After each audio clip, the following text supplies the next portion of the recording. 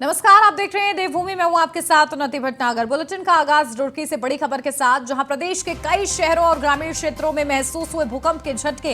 एक सप्ताह में दूसरी बार महसूस किए गए हैं भूकंप के झटके। लगभग 8 बजे के आसपास भूकंप के झटके महसूस किए गए।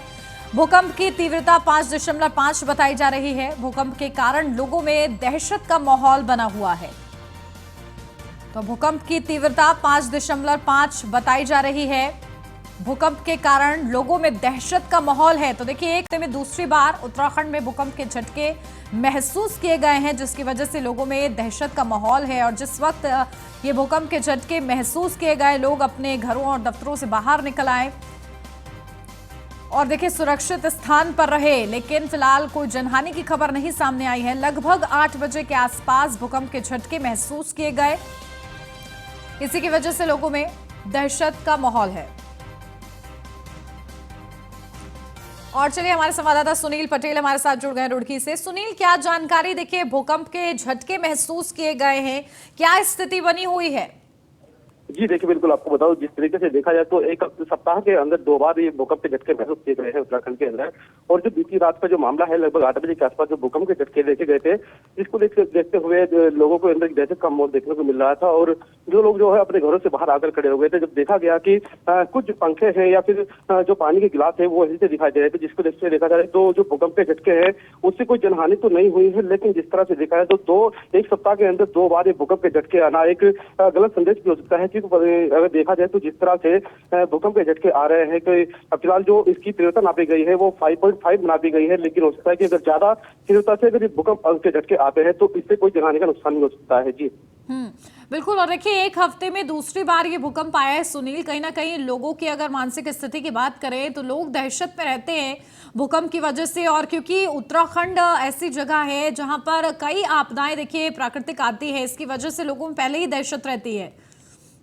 जी बिल्कुल, देखिए जिस तरह उत्तराखंड एक जो पहाड़ी क्षेत्र है उसमें अगर देखा जाए तो त्रासदी भी बहुत बार आ जाती है, बहुत सारी घटनाएं ऐसी होती हैं। तो जो भूकंप के झटके हैं उससे यही अंदाजा लगा सकता है कि जो 5.5 की तीव्रता फिलहाल नापी गई है, अगर हो सकता है कि ये ज्यादा तीव्रता से अगर ये भूकंप के झटके आते हैं तो जो पहाड़ी क्षेत्र है वहां पर नुकसान भी होने की संभावना पर ज्यादा जा सकती है। लेकिन जिस तरह से फिलहाल जो सूचना मिल रही है, जो जानकारी ली गई है वैज्ञानिकों से, तो फिलहाल इससे कोई जनहानि का नुकसान तो नहीं हुआ। लेकिन जिस तरह से एक सप्ताह के अंदर 2 बार भूकंप के झटके देखने को मिले हैं, आने वाले समय में इससे जो हो कुछ सीख वैज्ञानिकों को लेनी पड़ेगी और इससे किस तरह का बचाव हो पाए वो भी इसमें कोई ना कोई निर्णय निकालना पड़ेगा, जिससे कि जनता का जो दहशत है वो निकल सके।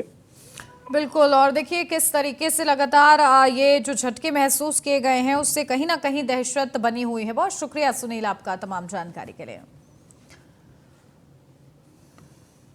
पिथौरागढ़ के दौरे पर पहुंचे सीएम पुष्कर सिंह धामी और सुबह मॉर्निंग वॉक पर निकले, जहां उन्होंने एक स्थानीय दुकान पर चाय पी और स्कूली छात्रों से मुलाकात की। इससे पहले सीएम धामी ने स्वास्थ्य सचिव से स्वास्थ्य संबंधी समस्याओं की जानकारी भी ली। बता दें कि सीएम पुष्कर सिंह धामी अक्सर पैदल वॉक पर निकलकर स्थानीय लोगों से मुलाकात करते रहते हैं।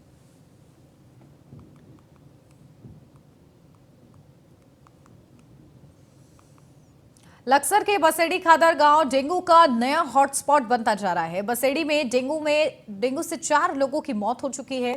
वहीं स्थानीय स्वास्थ्य विभाग समेत जिला प्रशासन और स्वास्थ्य मंत्रालय लगातार डेंगू के रोकथाम के लिए प्रयास कर रहे हैं। प्रदेश में बढ़ते डेंगू के प्रकोप की जांच के लिए केंद्रीय स्वास्थ्य विभाग की टीम दिल्ली से लक्सर पहुंची, जहां उन्होंने प्रदेश स्वास्थ्य विभाग के अधिकारियों के साथ बसेड़ी गांव का निरीक्षण किया। केंद्रीय स्वास्थ्य टीम का नेतृत्व कर रहे प्रभारी वीके चौधरी के मुताबिक डेंगू के प्रति लोगों को जागरूक करने के लिए जागरूक कार्यक्रम निर्धारित किए जाएंगे। तो देखिए, लक्सर अब हॉटस्पॉट बन चुका है, जिस तेजी के साथ डेंगू के मरीज यहां पर मिल रहे हैं। हरिद्वार डिस्ट्रिक्ट में कुछ ज्यादा देखने को मिली, तो उसमें कमियां क्या हैं, किस वजह से हो रहा है, वो हम एक्चुअली देखने आए हैं। अग्रिम प्रक्रिया ये रहेगी कि हम यहाँ पे सबको बता के जाएंगे कि इसको कैसे रोकना है और कैसे इसकी रोकथाम करनी है, जागरूकता कैसे करानी है। डेंगू की सिचुएशन हरिद्वार डिस्ट्रिक्ट में कुछ ज्यादा देखने को मिली, तो उसमें कमियां क्या हैं, किस वजह से हो रहा है, वो हम एक्चुअली देखने आए हैं। अग्रिम प्रक्रिया ये रहेगी कि हम यहाँ पे सबको बता के जाएंगे कि इसको कैसे रोकना है और कैसे इसकी रोकथाम करनी है, जागरूकता कैसे करानी है।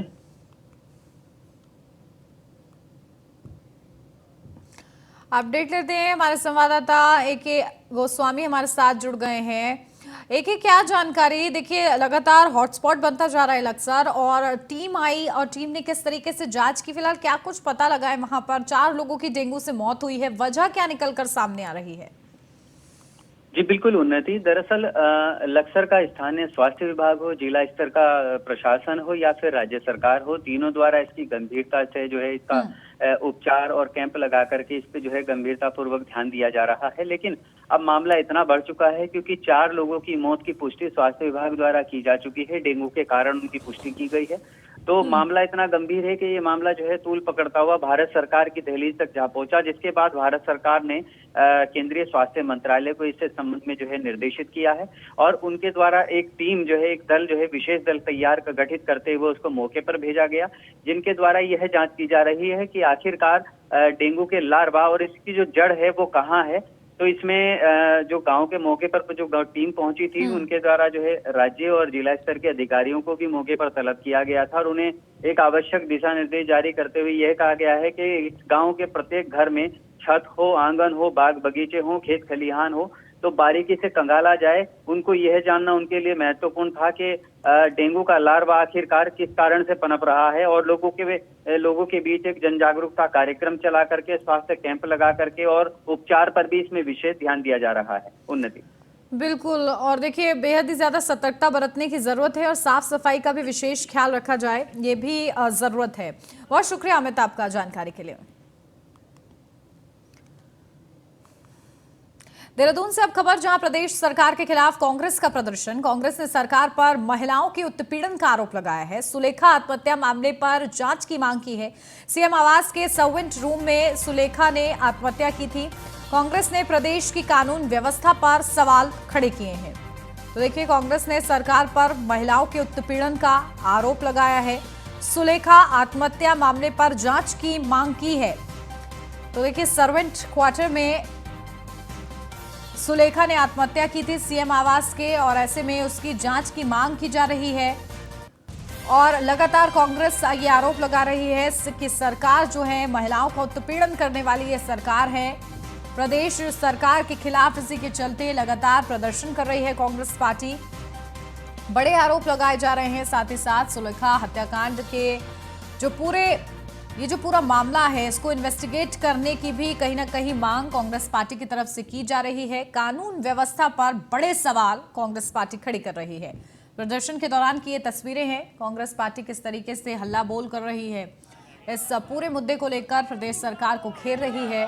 साथ ही साथ महिलाओं के उत्पीड़न के आरोप के साथ सुलेखा हत्याकांड मामले की जांच की भी मांग कांग्रेस पार्टी की तरफ से की जा रही है।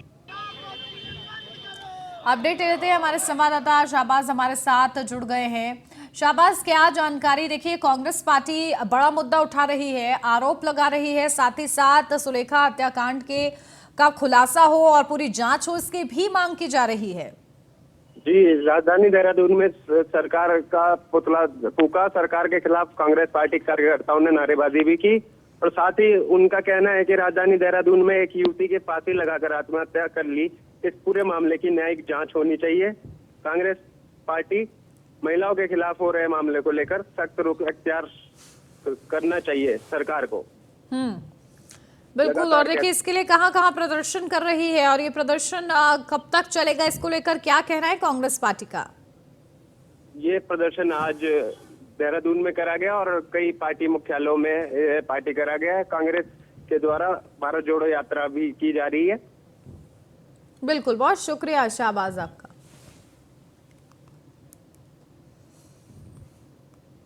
उत्तराखंड प्रदेश कांग्रेस सेवा दल के सह प्रभारी नीरज त्यागी ने ऋषिकेश में प्रेस कॉन्फ्रेंस कर 14 से 19 नवंबर तक होने वाली पार्टी के कार्यक्रमों की जानकारी दी है। उन्होंने बताया है कि 14 से 19 नवंबर पार्टी की ओर से कई कार्यक्रम आयोजित किए जाएंगे। 14 नवंबर को पंडित जवाहरलाल नेहरू की जयंती पर गोष्ठी का आयोजन किया जाएगा।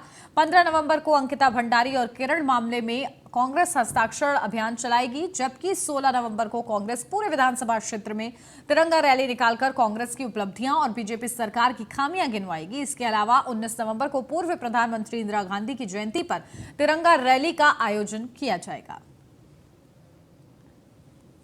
माननीय करण मेहरा जी ने देवप्रयाग जिले की मुझे जिम्मेदारी दी है।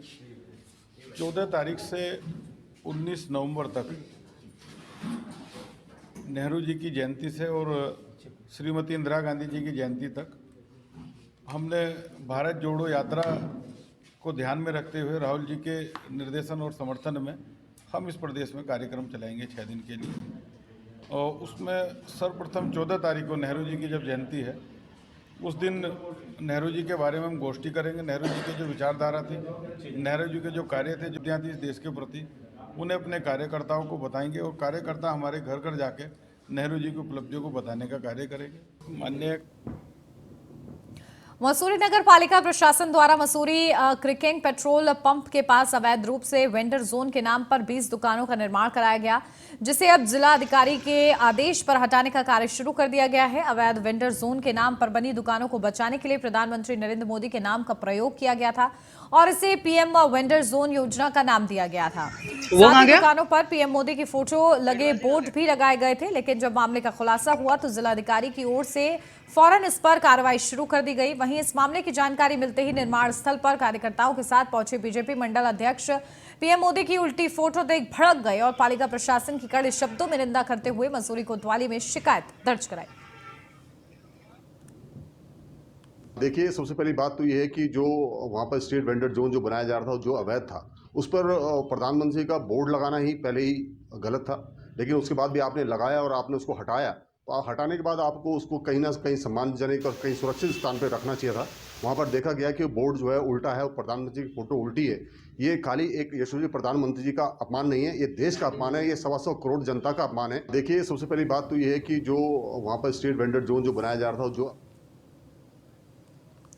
तो देखिए, प्रधानमंत्री नरेंद्र मोदी के नाम पर अवैध निर्माण का कार्य चल रहा है और इस दौरान आग बबूला हुए पीएम वेंडर जोन योजना के नाम पर देखिए 20 दुकानें बनाई गई हैं।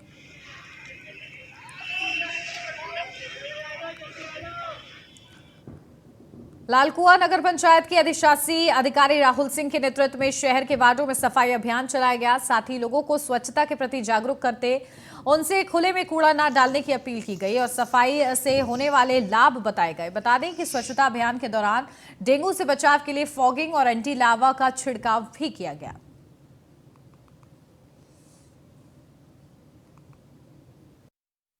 कूड़ा पड़ा हुआ है उसका निस्तारण किया जा सके। तो आज हम सारे लोग यहाँ एकत्र हुए हैं, हमारे मेंबर लोग हैं, हमारे कर्मचारी हैं और इस क्षेत्र में हम लोग द्वारा सफाई अभियान चलाया जा रहा है और कीटनाशक दवाओं का छिड़काव किया जा रहा है।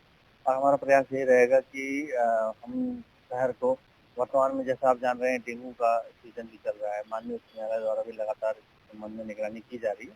तो हम सबका यही मानना है कि शहर को में बिल्कुल भी बीमारियों का प्रकोप ना होने दिया जाए और जितनी अच्छी सफाई व्यवस्था हमारे द्वारा की जाए।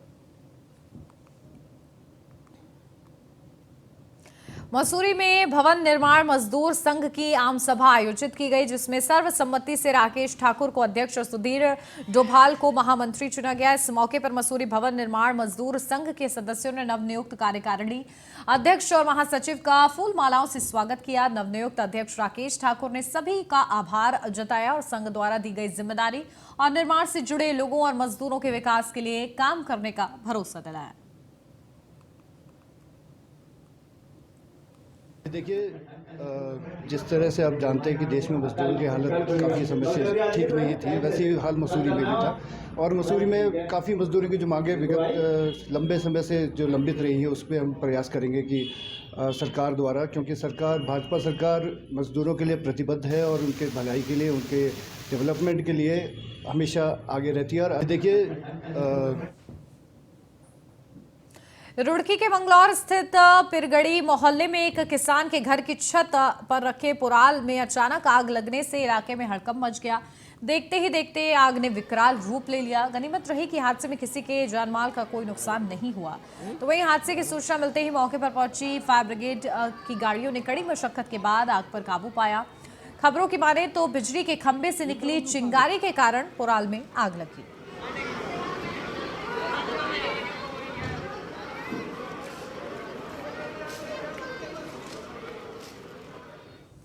हरिद्वार के औद्योगिक क्षेत्र सिडकुल स्थित एलईडी बल्ब बनाने वाली कंपनी में अचानक आग लगने से कंपनी के कर्मचारियों में अफरा तफरी मच गई। खबरों की माने तो आग शॉर्ट सर्किट की वजह से लगी है। तो वहीं मामले की सूचना मिलते ही मौके पर पहुंची फायर ब्रिगेड ने कड़ी मशक्कत के बाद आग पर काबू पाया। फिलहाल फायर ब्रिगेड की टीम हादसे की जांच में जुटी है।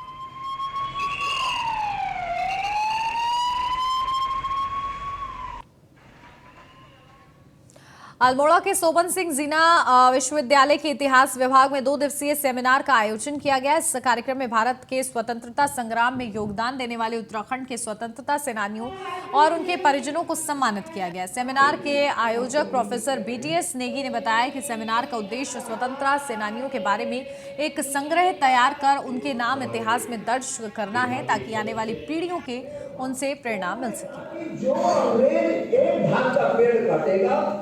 हम सोबन सिंह जीना विश्वविद्यालय के इतिहास विभाग को करने का अवसर मिला है।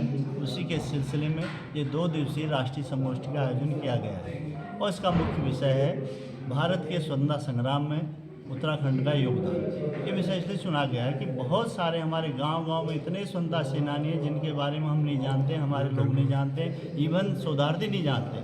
इस संगोष्ठी के शुरुआती दौर में जो 2-3 महीने से हमारे पास पेपर आए हैं, रिसर्च पेपर आ रहे हैं, अनेक ऐसे अज्ञात नाम आ रहे हैं, अल्पज्ञात नाम आ रहे हैं, जिनके बारे में विस्तृत जानकारी शोधार्थी शिक्षक अपने अपने क्षेत्रों से ला रहे हैं।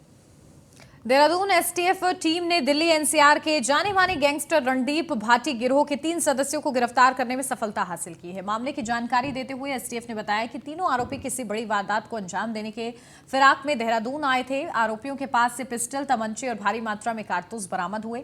एसटीएफ की माने तो पकड़े गए तीनों आरोपी रणदीप भाटी गिरोह के शूटर हैं और दिल्ली एनसीआर में अपहरण और फिरौती की कई वारदात को अंजाम दे चुके हैं।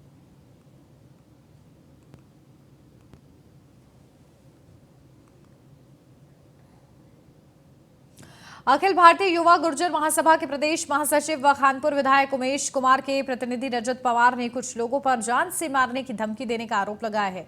रजत पवार ने लक्सर कोतवाली पुलिस को तहरीर देकर बताया कि राज्य स्थापना दिवस के अवसर पर विधायक उमेश कुमार ने खानपुर विधानसभा क्षेत्र में रैली का आयोजन किया था। रैली से बौखलाकर कुछ लोग सोशल मीडिया पर उन्हें जान से मारने की धमकी दे रहे हैं। रजत पवार ने खुद की जान को खतरा बताते हुए पुलिस से इस मामले में आरोपियों को चिन्हित कर सख्त कार्रवाई करने की मांग की है। वहीं लक्सर कोतवाली पुलिस ने तहरीर के आधार पर जांच शुरू कर दी है। जो अभी 9 नवंबर को राज्य स्थापना दिवस के उपलक्ष्य में रैली का आयोजन किया गया था, ये रैली सबके गले की हड्डी बन चुकी है और इस रैली से बहुत से लोग बौखलाए हुए हैं। उसी रैली को लेकर पूर्व विधायक ने एक पोस्ट डाली थी, जिस पोस्ट पर हमने प्रतिनिधि होने के नाते असलियत जनता के सामने रखी थी। वो रैली को बिल्कुल फ्लॉप बता रहे थे और हमने जो रैली की सच्चाई थी उसमें रखी थी। उस चीज़ से बौखलाकर उन्होंने और उनके कुछ समर्थकों ने जो कुछ फेक आईडियाँ हैं, जो आईडी जांच के लिए भी मैंने तहरीर दी है कोतवाली में, उससे मुझे जान से मारने की धमकी दी गई और मेरे परिवार और मेरे जो पर्सनल चीज़ें हैं मेरी, उन चीज़ों को पब्लिक में लिख करके मेरे माँ, बहन और पिता के बारे में उल्टी सीधी बातें लिख के भद्र भाषा में मेरी सामाजिक छवि को खराब करने का प्रयास किया गया और मुझे सरेराह जान से मारने की धमकी दी गई। जो अभी 9 नवंबर को राजस्थान रुड़की में गंग नहर किनारे स्थित सिंचाई विभाग के कार्यालय में सिंचाई विभाग कर्मचारी महासंघ के अध्यक्ष सतपाल सैनी के नेतृत्व में कर्मचारियों ने अधिशासी अभियंता नवीन सिंह का घेराव किया है। साथ ही कर्मचारियों ने कार्यालय परिसर में ही हंगामा करते हुए जमकर नारेबाजी की है। कर्मचारियों का आरोप है कि उन्हें सिंचाई विभाग के आवास नहीं मिल पा रहे हैं और बाहरी लोगों को आवास आवंटित किए जा रहे हैं। आरोप है कि सिंचाई विभाग के आवासों पर कुछ नेताओं और बाहरी लोग कब्जा कर रहे हैं और उनके कर्मचारी किराए के मकान में रह रहे हैं। ऐसा साहब आप हमारा साथ दोगे, मन साहब से अधीक्षण अभियंता उन्होंने साथ दिया था। हमारे विभाग के जो कर्मचारी और अधिकारी है उनको 8-10 साल से आवास नहीं मिल रहे हैं। बाहरी व्यक्ति शासन से एक लेटर लिखवा कर ले आते हैं, ये भी पता नहीं फर्जी है या सही है। उस पर ये हमारे अधिकारी इतने डरे हुए हैं, तुरंत आवास दे देते हैं। हमारे एक आवास अभी रिक्त भी नहीं हुआ, 2 आवास है, एक कोठी नंबर वो 14 है, एक 21 नंबर है, वो अभी रिक्त नहीं हुआ। हमारे अधिकारियों ने दबाव में आकर उसका प्रस्ताव बाहरी व्यक्तियों के लिए बना दिया गया। हमारे विभाग के कर्मचारियों का सबसे पहला हक है। सिंचाई मंत्री से हमारी वार्ता हुई थी, सिंचाई मंत्री ने ये कहा था कहने लगे सबसे पहले संपत्ति सिंचाई विभाग की है, जो सिंचाई विभाग का कर्मचारी अधिकारी नहीं लेने वाला होगा तो वो बाहरी व्यक्ति को दे दी जाएगी। अच्छा, इसलिए हमारा जो आवास है, ये आवास हमारे कर्मचारियों को मिलना चाहिए। जो कर्मचारियों को नहीं आवास दिए गए, सोमवार से हम इस ऑफिस का तालाबंदी कर दिया जाएगा, दोनों संस्थानों का ताला लगा दिया जाएगा। हमारे कर्मचारियों के हक के लिए हम लड़ाई लड़ेंगे जब तक भी हमसे लड़ाई जाएगी, नहीं तो हम आत्मदाह, भूख हड़ताल सब करने के लिए कर्मचारी तैयार है। हमारे विभाग के जो कर्मचारी और अधिकारी है।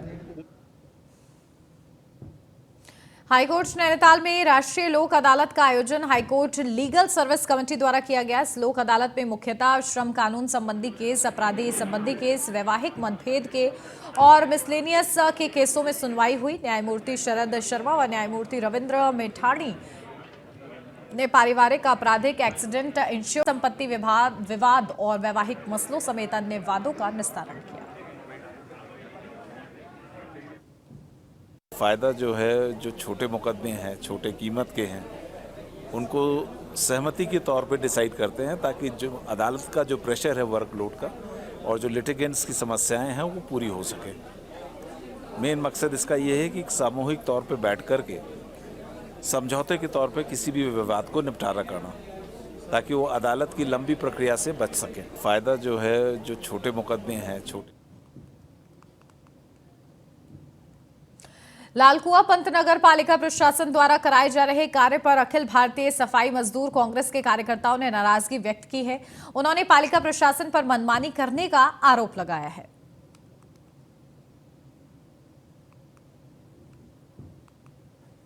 नगर पालिका बन गई है, नगर पालिका बनने के बाद तो यहाँ पे नगर कार्यालय भी नहीं उसका जो है, नहीं यहाँ के ईओ से संपर्क किया जा रहा, ना ईओ यहाँ पे मिल पा रहा, संपर्क हो पा रहा जो है।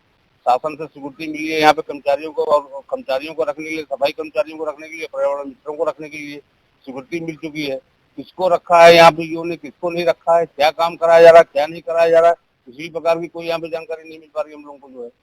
उस पर हमने ज्ञापन दे रहे हैं जो है कि अगर जल्द से जल्द इस पर अगर वो नहीं मिला जाएगा, कर्मचारियों के बारे में नहीं बताया जाएगा भाई कौन कौन रखा है, हम एक आंदोलन भी करेंगे सूरत में जो है। रुड़की के डंडेरा में हुई युवक की हत्या का पुलिस ने खुलासा कर दिया है। एसएसपी ने पुलिस को घटना के खुलासे के लिए 48 घंटे का समय दिया था। पुलिस ने तेजी दिखाते हुए पहले मुख्य आरोपी को पकड़ा और उससे पूछताछ में और भी अन्य लोगों के नाम सामने आए, जिसमें कुल 4 आरोपियों को पुलिस ने गिरफ्तार कर लिया है।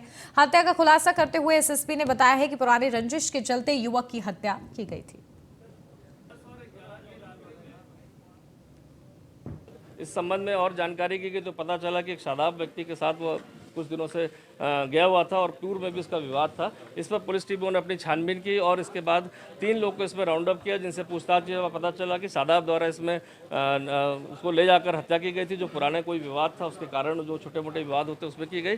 साथ ही साथ में शेरू और सनी नाम के जो 2 लोग थे वहाँ पर, उनके द्वारा भी जो है वहाँ पर आकर उसके मोबाइल और अन्य चीज़ों को ले लिया गया था। षड्यंत्र के तहत साक्ष्यों को मिटा दिया गया और जो मृतक की मोटरसाइकिल थी वो भी एक गौतम नाम के अभियुक्त द्वारा वहाँ से बाद में ले जाई गई, जो सीसीटीवी फुटेज और अन्य आधार पर जिसको बरामद करके उसको भी गिरफ्तार कर लिया गया। तो उसमें टोटल 4 लोग की गिरफ्तारी की गई है।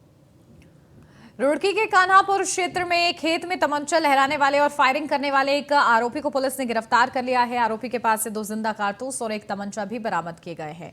इस मामले में 2 आरोपी अभी भी फरार हैं। बता दें कि कोतवाली क्षेत्र के कान्हापुर में 2 पक्षों के बीच खेत में विवाद हो गया था। विवाद के दौरान फायरिंग भी की गई थी, साथ ही तमंचे भी लहराए गए। इस पूरी घटना का वीडियो भी सोशल मीडिया पर जमकर वायरल हुआ है। मामले में पुलिस ने 3 आरोपियों के खिलाफ नामजद मुकदमा दर्ज किया।